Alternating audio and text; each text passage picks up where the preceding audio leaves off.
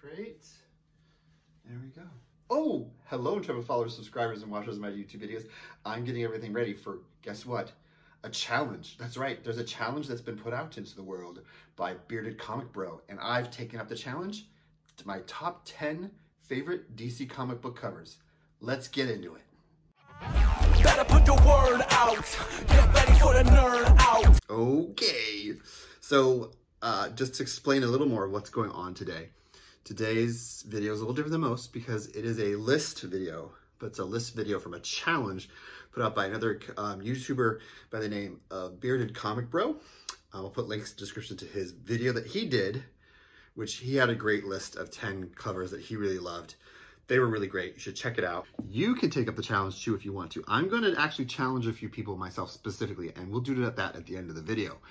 But if you want to do this yourself and you're like, oh my gosh, I want to do this, you're more than welcome to do it. Whatever platform you make content on, go ahead and make it and share your top 10 DC Comics covers. Now, he is going to be doing 2 more top 10s, and I'm also going to be doing those as well. And that's, well, I'll tell you more about that at the end of the video too.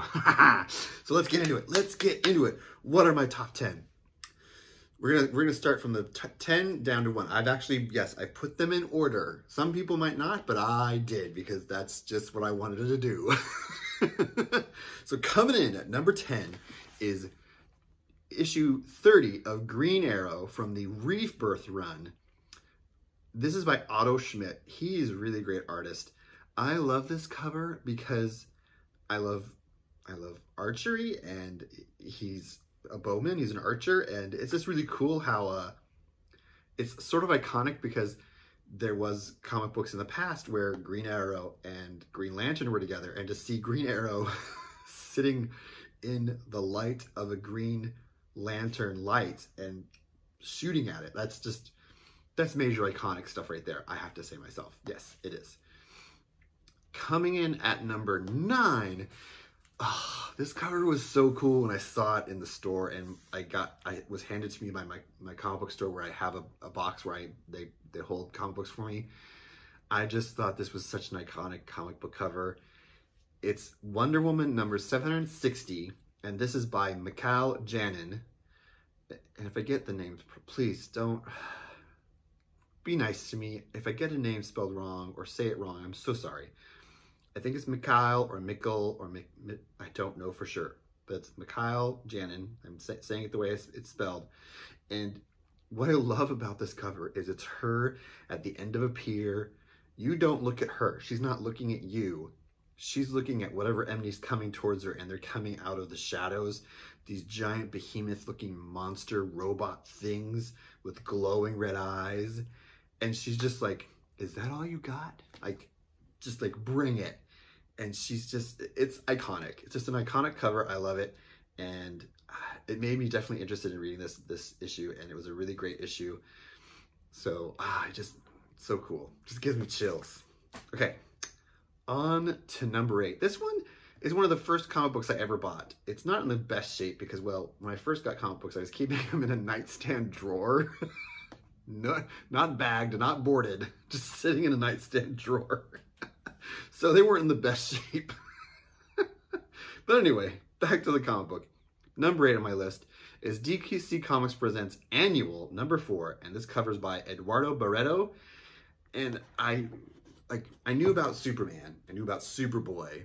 They just, you know, in the zeitgeist of pop culture, you know who Superman is. But I never heard of a Superwoman. And then the fact that there's 3 Lex Luthors on the cover, one of them's female, they're all bald, and I was like, okay, I don't know what's going on here. Lex Luthor is holding kryptonite. They're flying towards him. Superwoman, you don't even know who she is because she's got a mask on. She's got some blondish, reddish hair coming out. You don't know who she is. I was like, I have to know. I have to read this to find out. This one also drew me in. That's what I love about covers, is they're a great way to draw people into it. And it was like, I have to see what's going on. And the sad thing is, this is her last appearance. There's another comic book that she's in.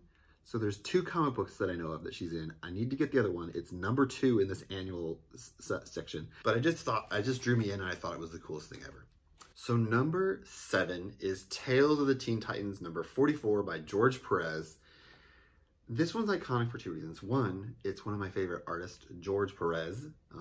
I've always enjoyed his artwork, and this was a comic book. I didn't get to read it when it first came out because I wasn't really reading these, but I didn't get this one when it came out. But it's an important and integral comic book for a few reasons. One, it's one of the most infamous storylines that George Perez and Marv Wolfman did in the Tales of the Teen Titans, or the Teen Titans run. It's the Judas Contract, and this is the third book in the storyline. And this part of the storyline, an iconic thing occurs. Dick Grayson is no longer Robin, and he becomes, boom, Nightwing. That's right, this is the comic book where he fully is Nightwing. He comes out to save his friends from what's going on. The story also involves Deathstroke, and we get a little more behind the scenes, understanding of who Deathstroke is. But it's just, the cover's amazing because it shows three different characters. It shows Nightwing, Deathstroke, and Jericho. And we learn about them. And I love the way the juxtaposition of the characters with other characters behind them in these sort of triptych or format. And so behind Dick Grayson or Nightwing is the Teen Titans. Behind Deathstroke is this scene of something from his past, and behind Jericho is some other characters. I don't want to give too much away about the story. I want you to read it to find out why those are that way. It sort of plays in and gives you a foreshadowing of what this comic book is doing. And I love that they did that. And the fact that the one that's behind Deathstroke is in color, and the other two behind Jericho and Nightwing are in this sort of reddish, orangish color background. So that just made it more intriguing and a really cool cover. Yeah, so that is number 7. Moving on to number 6. We're getting into the top 5. Number 6 is War of the Gods, number 1 by the amazing George Perez. And this is one of my favorite covers he's done. It's just an amazing cover. It's this crossover event in the DC universe. You have Wonder Woman, Superman, Shazam on the cover. You've got Hawkman, you've got Batman, you've got everyone. And it's where all the Greek gods and all the gods of all the different pantheons have come together and are for some reason fighting the superheroes of the DC Comics universe. And it's just so cool. And of course, the one who has to spearhead the heroes is of course Wonder Woman herself. And it's iconic because he's so good at doing big group covers, and he just packs the cover, I think if you take a magnifying glass, you can find some people in the background and be like, oh, that's that character. So it's worth it. It's a wonderful cover. I think this is in trade paperback form or in hardcover form, and you can get it. But it's a really great event. Now we're getting to the top 5. The top 5. Oh my gosh. Okay. Number 5 is Batwoman, number 6 by J.H. Williams III. I just love this cover because the storyline, it's 6 issues into the storyline. It just shows what's going on with her and what's happening. And you're like, wait, is she about to take off her mask? What's going on here? What's going on? Oh my gosh, is she taking off her mask? But it also looks like she's just holding her head and being like, oh my gosh, people just make me want to destroy the world. You don't know for sure, but of the Batman characters, Batwoman and Nightwing are 2 of my favorites. I just love this cover. This is just amazing cover. Just shows where the character's at and what's going on with her and what she's going through. And you get a close-up of her outfit and her armor and the way her cape is attached to her suit and her mask. It's just an iconic cover. One of my favorites. Number 5 for sure. Now, number 4. Number 4 is really cool. The reason I love number 4 the most is for a few reasons. But just let me tell you what it is. It is Justice League Europe number 1. And the cover is by Bart Sears and Alex J. Now, so in the late 80s, early 90s, they decided to make more teams that were called Justice League than just Justice League. And the second one they made was Justice League Europe. So it's all these characters that are in Europe. Only one of them is European in the beginning, but they add a few other characters, but that's another story completely. But I just love this cover for one of the biggest reasons is it's an homage to a Kevin Maguire, Terry Austin cover where the characters are standing, looking up like they're looking at a camera, taking a photo together. And one of them has to be cocky and say something cocky. And in this version, they make reference to that. It is an homage version. And Metamorpho is saying, wow, deja vu.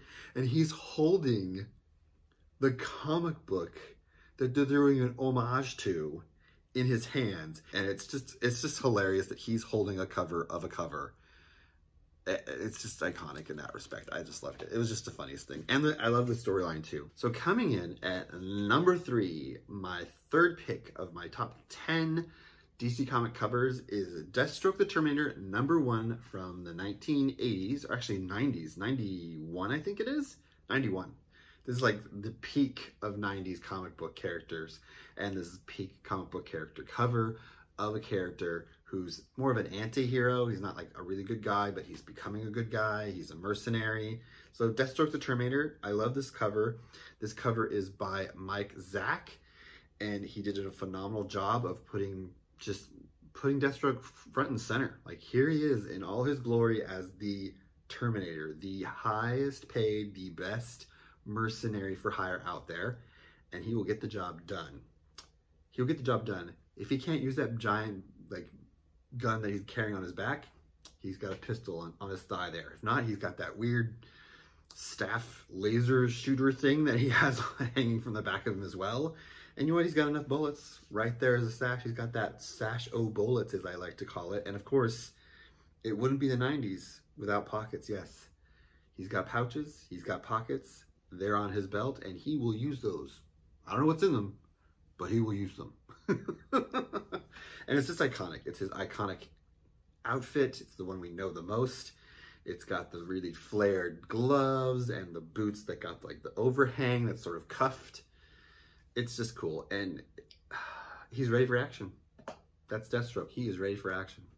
Number 2 is, of course, my boy Dick Grayson Nightwing. This is volume 4, number 78. Yeah, he's had 4 different series.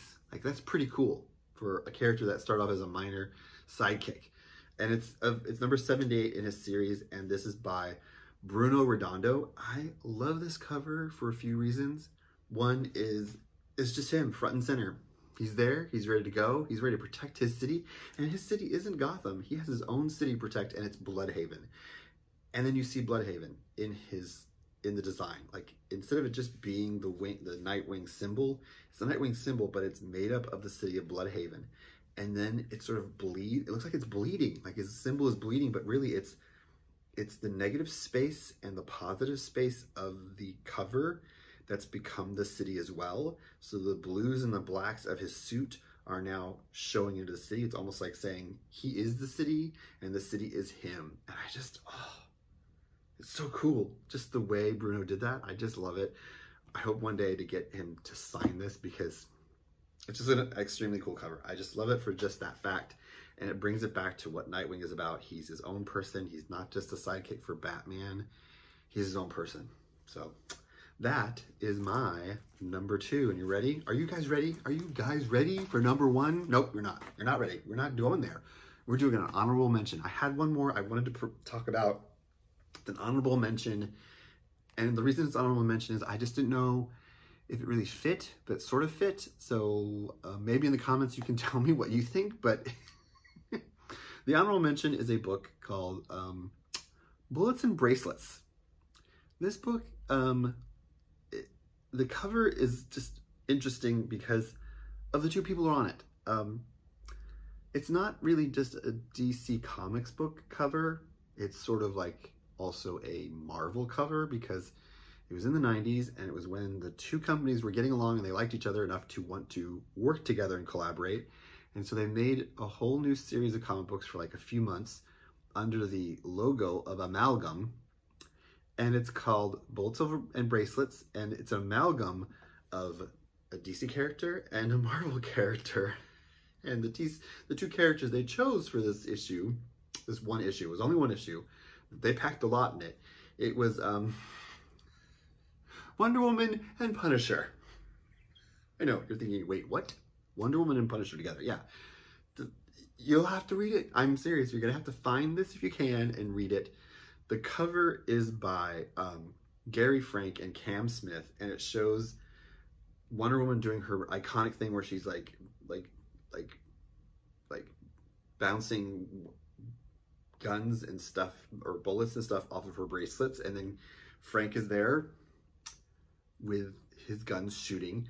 But the interesting is Frank has blonde hair. I don't remember why they gave him blonde hair, but I don't remember him ever having blonde hair before, so it was kind of weird in that respect. And that's what Amalgam was about. It was, they made fun of some of the things that were going on. They didn't just like make it a serious thing, and it was just hilarious. And the reason they're together, I can't tell you anymore, but I just thought this needed an honorable mention because of just how out of whack, like, two characters you wouldn't think should go together and be together are together. And here they are.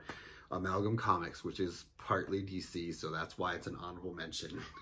Okay, I know that was sort of out of left field, not what you were expecting, and that's what it was. It was the unexpected.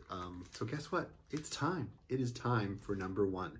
My number one most favorite, iconic DC comic book cover is issue number 1 from February of 1987, Wonder Woman by George Perez.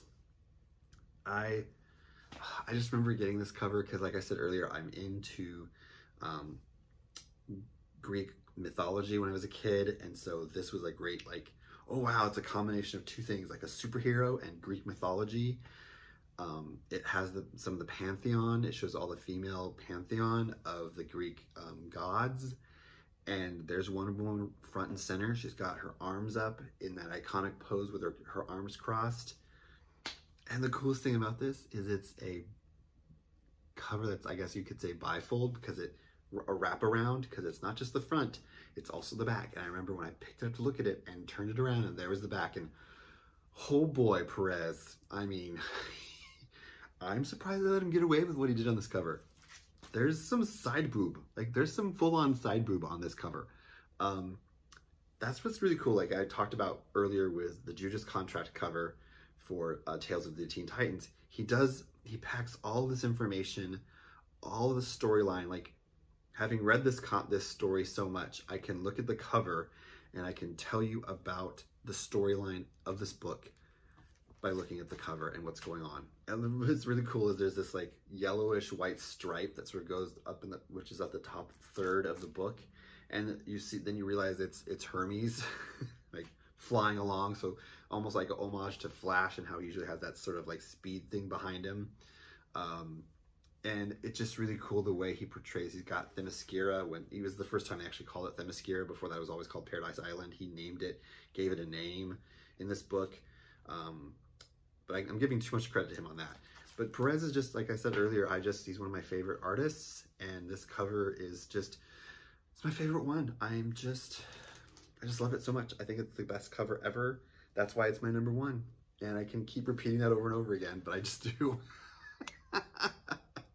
So that's it, guys. Thanks for joining me. That was my top 10 DC comic covers. He has challenged Beard Comic Bros, the one who did the challenge, and of course there's 2 more in this challenge of the series. There's Marvel, and then there's Independent. So we'll be doing this again soon with Marvel Comics. But you know what? I'm going to do something specific. I said it earlier, but we're going to specifically say a few people that I want to challenge to do this. So hopefully they watch this video. If they don't, I will be shouting them out in social media to let them know about it. First one is Lady Fantastic. The next one is Magic Lasso. The next person is BJ Kicks. And then over on TikTok, it is Super Kame Guru. And then also, she's in lots of places too, is Tessa the Nerd. So those are the people I'm specifically challenging to do their top 10 DC comic covers. As before, you can do this yourself. There's a link down below where you can watch his video and see what he did and learn what he did. And if you want to do it, go ahead and do it. You can do it on any content or video place you want to do it. And tell me in the comments which one of my 10 you liked. What did you think of my honorable mention? Tell me in the comments below. And of course, you know, give this video a like. And if you already aren't a subscriber to my channel, now's the time. Jump on board. We've got lots more comic book stuff we're doing. I got some more cosplay stuff coming up. I'm going to be going to some cons again, so that means more content from the cons. So that's it for me. And of course, remember that comic books are for everyone.